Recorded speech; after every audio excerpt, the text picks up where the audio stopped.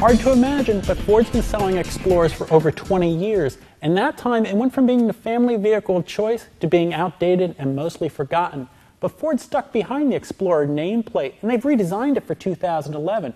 It made a big change. It moved from being on a truck platform to sharing the same car-based platform as the Ford Flex and the Ford Taurus. Now, we bought this Explorer at a dealer, just like you would, so let's go take a first drive. That move to a car-based platform greatly improved how the Explorer drives on the road. Our first impressions are that handling is responsive. However, the Explorer doesn't quite measure up to the Chevy Traverse or Mazda CX-9 when it comes to agility. The ride is compliant and settled, and it's pretty quiet inside. Power comes from Ford's modern 3.5-liter V6, mated to a 6-speed automatic transmission. This powertrain, it's much more up-to-date, much more refined, quite a bit more efficient than the old Explorer.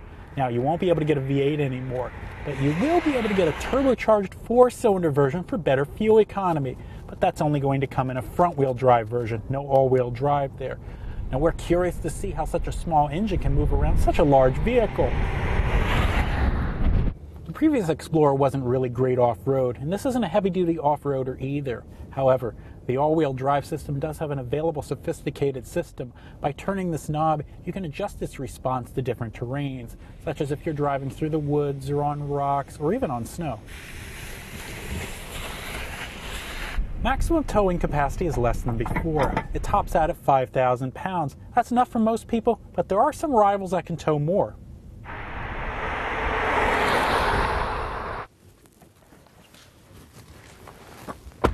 There's pretty good room in front of the Explorer. Tons of headroom, plenty of shoulder room, decent knee room. The tilt and telescope steering wheel, it has a wide range of adjustment, but there's a few odd things here.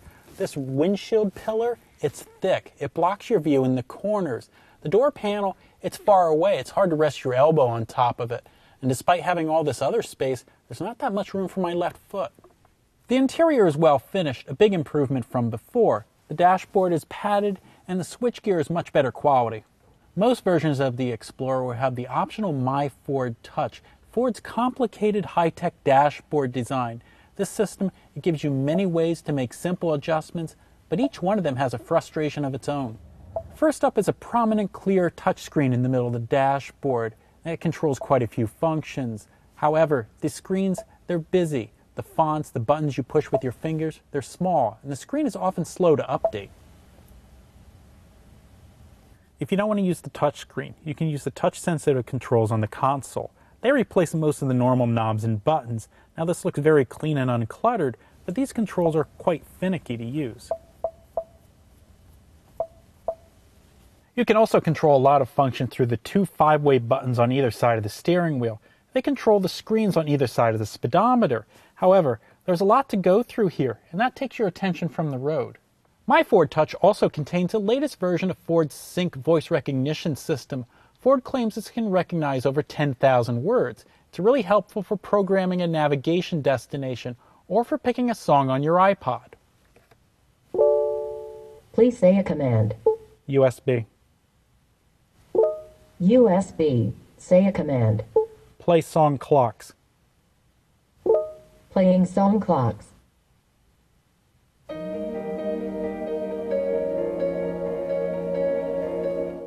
However, the voice commands don't always work perfectly. They also take a while, and they're a bit odd to use when you have other people in the car. This technology might look great in a showroom or in a commercial, but we wish Ford implemented it better. Right now, it's overly complicated and too distracting. Inside, you'll find 3 rows of seats. There's plenty of room in the second row. The third row, well, it's tighter, but there is room here for 2 people. However, it's quite a climb to get in and out.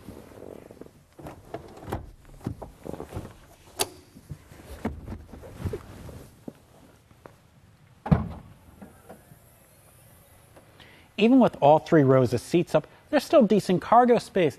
That's because there's a well here behind the 3rd row seat. Obviously, if you have bigger things to carry, well, these seats fold flat.